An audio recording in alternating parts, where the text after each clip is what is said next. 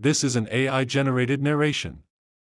Unfortunately, I do not have the time or resources to properly narrate my own work. Since much of my work involves linguistics, certain terms and sounds are transcribed accurately but may not be pronounced correctly by even the best AI narration tools.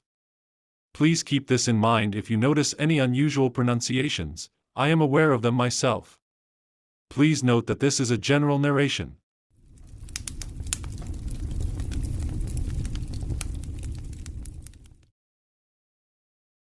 Section 2. My personal thoughts. The question that arises is, where do we derive our contemporary understanding of pre-Christian Germanic, European, and Nordic shamanism and spirituality? Our sources of knowledge about shamanism and ancient Germanic spiritualism are diverse and can be somewhat perplexing. In this book, I aim to elucidate these complex topics in a comprehensible manner. Whenever I introduce an obscure academic term or individual, I will provide a brief explanation or description for clarity. I will also insert relevant links periodically throughout the text. To aptly discuss this subject, our journey begins in Russia. Historical records of Siberian shamanism appear around the 13th century, but they become more abundant from the early 17th century onward. Detailed and reasonably reliable accounts began to emerge from the mid to late 19th century, continuing into the early 20th century. From then until now, trained ethnologists, sometimes hailing from shamanic cultures themselves, have contributed to our understanding.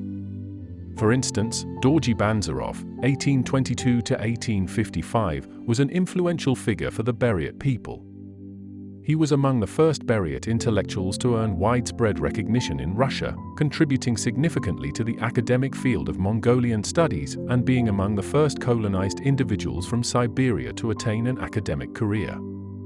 This context forms the basis of most of our current concepts concerning shamanism. It's essential to remember that Russia is an immense country, and its borders have frequently shifted throughout history. The period referred to as the Russian Revolution, from 1917 to 1923, marked a significant transformation in Russia. This timeframe is somewhat misleading as there were two revolutions that swept through the country during this period. These events ended centuries of imperial rule and initiated political and social changes leading to the eventual formation of the Soviet Union and the Russia we recognize today. In the aftermath of the revolution, shamanism continued to be a research subject for Soviet scientists, mystics, and historians. However, their work often reflected a materialist Marxist-Leninist perspective, aligning with the political agenda of the time. This ideology, formulated by Karl Marx (1818 to 1883) and Friedrich Engels (1820 to 1895), formed the basis for the theory and practice of what we now recognize as communism. While a significant amount of valuable information was assembled, the ideological bias following the Russian Revolution, akin to the distortions seen in the Nazis' works, resulted in serious corruptions. The academic community has been untangling these distortions over the past 6 or 7 decades. Regrettably, these distortions continue to influence our modern Neo-Germanic and European pagan spiritual manifestations significantly. Therefore, the ideological approaches to religion, spirituality, and shamanism during the early to mid-20th century are often questioned regarding their validity as genuine academic studies. As a researcher who has extensively explored these topics, the self-aggrandizing tone of some of these works, contrasting with the actual events unfolding in the Soviet Union and Nazi Germany, can make them particularly distressing to read. Particularly concerning are writings and state-proclaimed academic works created by the state to suppress any local ethnic culture not approved by the state. Following the defeat of Nazism and the collapse of communism, substantial research into shamanism has become an integral part of anthropological and religious studies in the West over the last 3 decades. Thankfully, these modern academic works are often published in multiple languages, including English, German, Russian, and Spanish. These studies extensively delve into topics such as distinguishing between trance, ecstasy, and possession.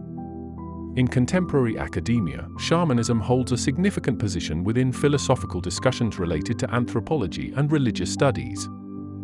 Through extensive research, it has become evident to me and others that shamanism encompasses various degrees of altered consciousness, a concept popularly associated with the practice. Even within a single tradition, multiple forms of shamanic behavior can be observed, ranging from an unaltered state to one where the shaman serves purely as a conduit for spirits. The physiological differences between such states typically involve possession, where spirits are summoned to speak or act through the shaman. It's worth noting that in shamanism, gender is usually irrelevant, though most shamans are men, with some European exceptions. A shaman often blurs or even obliterates gender boundaries. In contrast, a trance is more likely to involve the shaman's soul or specific aspects of the self embarking on a journey to the spirit realms. An example of this can be seen in the Indian Sauras. The Saura are a tribal group residing on the fringes of central India. They identify as Adivasi, tribal, and also as Hindu, in conscious opposition to the Christian Saura enclaves. In such cultures, spirits are believed to communicate through the shaman, who also has the capacity to travel to the realms of the deceased. Ecstasy could be best described as a fusion of the previous two states, but it is an incredibly challenging concept to articulate. Spiritual or religious ecstasy is not the commonly perceived understanding of ecstasy. It refers to when the shaman engages with phenomena often referred to as spirits, ancestors, demons, gods, land spirits, sprites, and so forth. By visiting these locations and striving to understand their people, cultures, and histories, we can glean insights into the past. However, caution is necessary. Solely relying on this method to interpret the past is akin to asking a contemporary individual why their distant relative behaved a certain way over 800 years ago. The explanation would likely be fragmented, fabricated, or biased, if given at all. The further back we go from the present, the less reliable the sources become. Another, more popular approach to studying our records of shamanism is through our ancestral written works. Unfortunately, nearly all accounts and works are etic, meaning they represent a view of one society, generally perceived as more primitive, from the perspective of another. The chroniclers of the present, let alone of a bygone era, often convey themselves as superior to their predecessors, typically depicting the past as, at best, less advanced, or, at worst, populated by barbaric savages. The earliest detailed written Western account of shamanism is from the 12th century, a Norwegian work titled Historia Norwegiae. The Historia Norwegiae is a concise history of Norway penned in Latin by an anonymous monk. The manuscript is currently preserved in the National Records of Scotland in Edinburgh. Several significant accounts of the Sami people also exist in Scandinavia. The neighbors of the Norsemen were primarily Finno-Ugric speakers, which included the Sami and Finns, with other smaller groups scattered throughout parts of European Russia at that time. It's important to note that not all Finno-Ugric speakers possessed a developed form of shamanism, at least not based on historical and archaeological records we have. However, the Sami did have such a developed form, and to some extent still do, as did the Abugrians.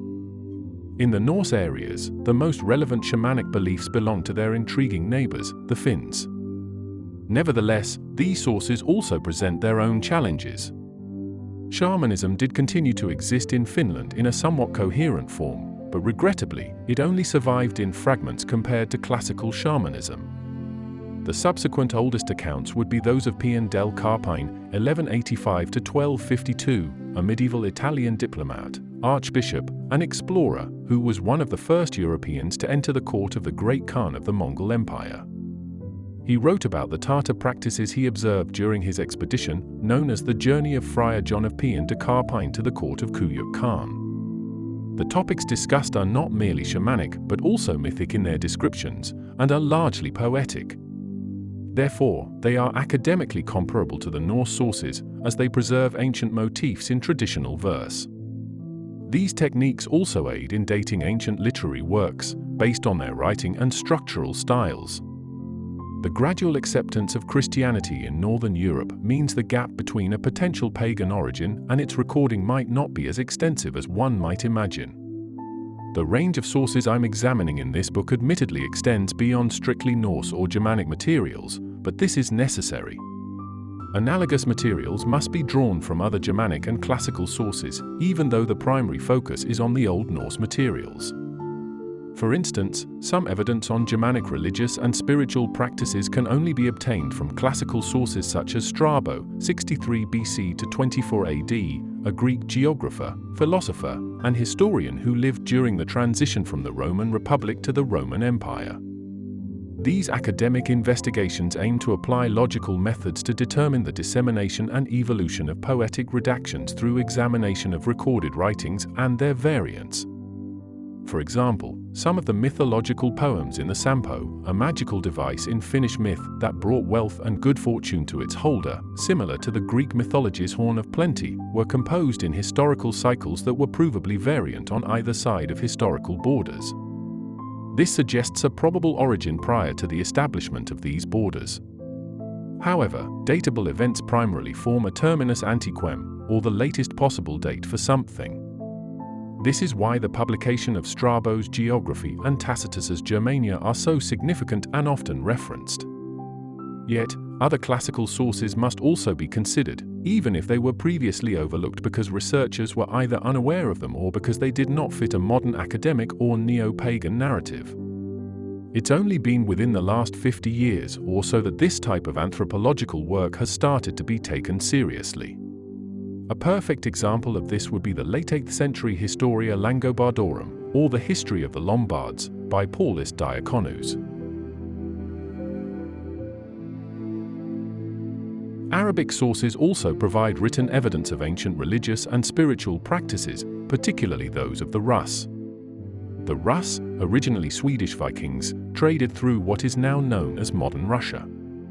One of the most significant Arabic sources today is the account of a Rus funeral by Ahmed ibn Fadlan. As the discussion continues, it becomes clear that the majority of written sources in Germanic languages, excluding more contemporary works, are literary. They are primarily artistic compositions, not meant to express religious or spiritual worship. Texts pertaining to pagan religious or spiritual practices are scarce and do not simply narrate mythological events, but reshape them. These myths and narratives were crafted for an audience already well-versed in the religious, spiritual, or mythological contexts of the stories, as well as the nuances of intricate artistic expressions like skaldic verse. In fact, most Norse records, with the exception of some early runic inscriptions, were documented long after Christianity was introduced. This applies even when they were composed before the conversion. However, not all poems that are seemingly or ostensibly pagan were actually composed in the pre-conversion era. Tacitus is the earliest author to provide comprehensive information about Germanic peoples. He wrote, "The Germanic peoples were tribal and conducted themselves in the same manner as other tribal peoples around the world." While Tacitus's accounts have been questioned over time, it is generally agreed that his descriptions were influenced by his Roman background. It would be naive to think otherwise. However, the extent to which this affects the validity of his accounts remains a contentious issue. Personally, I accept Tacitus's writings as reliable, acknowledging the potential distortion due to his classical influences. Furthermore, modern archaeology has generally confirmed his reliability. Ahmed ibn Fadlan's accounts are also seen as reliable in my opinion. Yet, I do question, how far could a Muslim writer's understanding of pagan practices contribute to a reliable description? For instance, the Angel of Death is likely a woman who performed religious services or ceremonies in the ritual described. However, the Rus would not have perceived this person as an angel, as the concept would have been as foreign to them as Mars is to Earth. Additionally, it raises the question of how similar Rus practices were to those of the Scandinavians, as opposed to the Slavs, Bulgars, or Finns. In conclusion, it appears highly plausible that the ideological framework behind this funeral ritual was prevalent among pre-Christian Scandinavians and other Germanic peoples. Keep in mind that even though the exact funeral ritual may not have been universally practiced across Scandinavia, it would be unwise to dismiss Fadlan's description as a valuable resource for reconstructing such rituals from archaeological material or texts. Given that I firmly believe in the survival of certain ancient Germanic pagan elements within these ancient texts, it seems highly probable that Christians with an interest in antiquity may have fabricated pseudo-pagan texts to align with an anti-witchcraft or anti-pagan narrative. This indeed happened, with examples scattered throughout the mid to late Middle Ages and persisting into our modern era.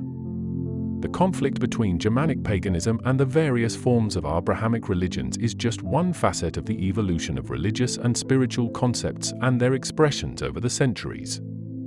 Germanic's Norse pre-Christian paganism was far from homogeneous, and the few surviving relics we have are likely representative of traditions or, in most cases, remaining fragments of traditions generally consistent but with differing geographical and chronological origins.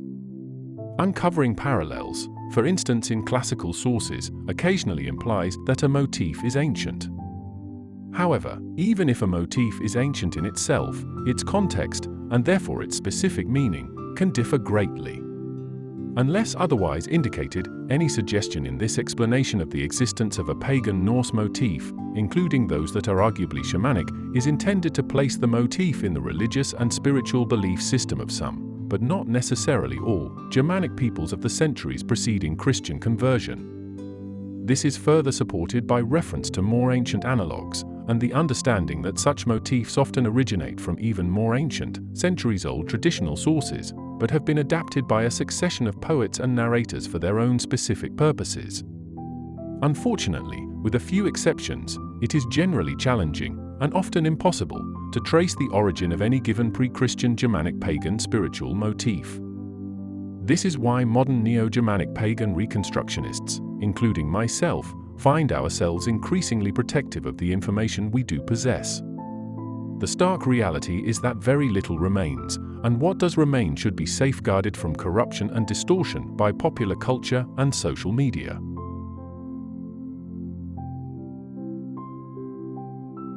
Most of the primary types of Norse sources come in the form of skaldic poetry.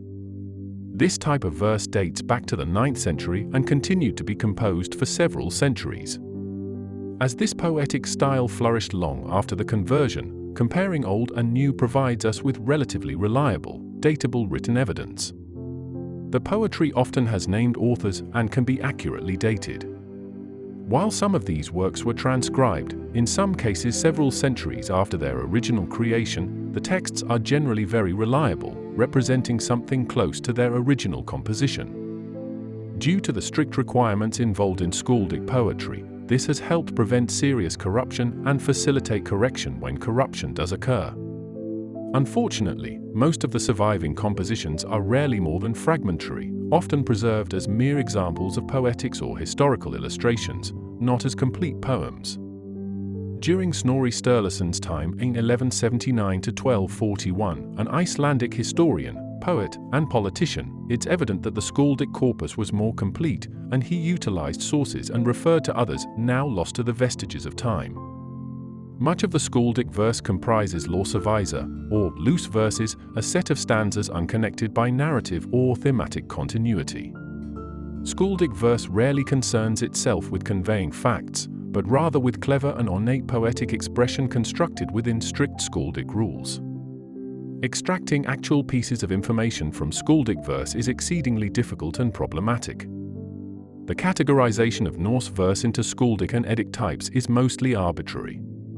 Some poems fall in between, but generally, skaldic verse adheres to stricter rules than Eddic, has named poets, and is usually associated with a specific event or person or people. Eddic verse is almost always anonymous and traditional in nature, dealing mostly with general topics of myth or legend. However, it doesn't usually engage in complex kennings, known as poetic paraphrasing. Take, for instance, Grimnismal. Valgrind Heitir, Gate of the Slain is its name, a Stendavellier, that stands on the plain, Hylog Fyr Helgum Durum, holy before the holy door, Forn Sugrind, ancient is that gate, en at Fairvito, but few know, have hun I last loking, how it is locked. The reference Valgrind, though unique, is related to other gates as boundaries of the underworld, such as Nagrinda, corpse gates, or the gates of the dead. It's worth noting that the entire 10th century was marked by a transition to Christianity, and indeed, Christianity had been an influential force in the north before this period. The contrast between skaldic diction and Eddic should be clear. The largest collection of Eddic poetry is found only in the Codex Regius. There is significant debate concerning the nature and dating of Eddic poetry. The outer limits are generally recognized as falling between the 9th and 14th centuries. However, the mythic and legendary motifs undoubtedly trace back to a much earlier date, as recent archaeological discoveries have suggested. One criterion for dating is the extent to which a particular poem demonstrates an understanding of pagan myth or spiritual practice. For example, Völuspá shows a deep understanding of pagan practices, albeit within a Christian framework, hence its composition must be placed near the end of paganism in Iceland. On the other hand, Fjolsvindsmál is likely based on earlier antecedents. Regrettably, the margin of error in dating these works is quite broad, due to our lack of a sufficient number of Icelandic manuscripts from that time period to allow for more precise dating. Snorri Sturluson, the Icelander, especially in his Edda and Ynglinga saga, and, to some extent, parts of Heimskringla, did contain a lot of mythological knowledge taken from earlier poetic sources, which are occasionally cited. Snorri is often the only preserver of a mythological or religious record due to the loss of his sources. However, he also appears to have invented some features himself. Although Snorri is frequently cited, most academics use his work as a primary source only when other, earlier poetic sources do not exist. The most commonly used sources are Íslendingasoga sagas and Fornaldarsaga, with occasional references to others such as Ridarasoga, known in English as the chivalric sagas. These date from the 12th to 14th centuries. They make considerable use of pagan themes, but are often the creation of authors based on increasingly vague traditions of paganism. However, arguably genuine elements do survive. Traditionally, as is common with tribal peoples, laws were passed down orally and only began to be committed to writing shortly after the arrival of Christianity, undergoing many revisions afterward. Icelandic laws very rarely mention anything connected with paganism, but the mainland Scandinavian codes do have some, although still very few. Christianity was not necessarily adopted wholesale by the population in one fell swoop. It's my belief that the official adoption of Christianity would have eroded the understanding of pagan spiritual elements and motifs within a few generations. This means, for example, that if Snorri alone records something, we can only deem it likely that it was part of older traditions based on other relevant information. For instance, the information in Ynglinga saga that the Vani became the Blotgo, sacrificial gods, among the deities. Or that the three maidens who determine men's fates were Norni who came from a hall rather than from the sea, and dwell beneath the world tree. It's also worth noting Snorri's selectiveness. When pagan material didn't align with his Christian explanatory model, he tended to omit it.